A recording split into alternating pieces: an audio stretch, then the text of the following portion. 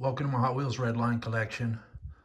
I got home from work and I got this in the mail, so I decided to do a mail call tonight.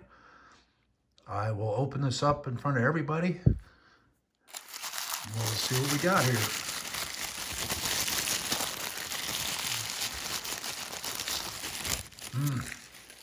So, we have a 1973 Street Snorter.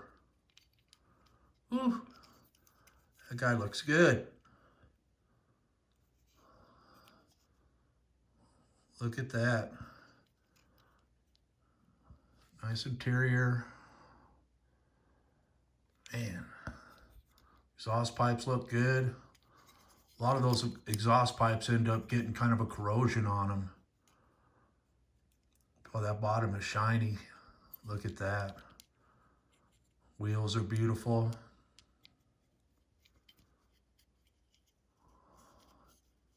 This is red enamel paint, and I'm not sure how many people know, but in 1973, we were in the middle of a gas crunch, and in order for Mattel to save money, they went from Spectraflame paint to this enamel paint.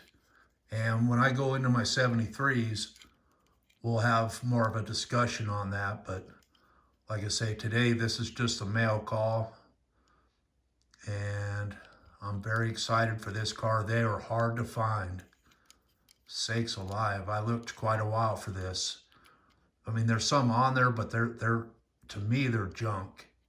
And people are asking, you know, $100 for stuff that just, I don't know. They're really in bad shape.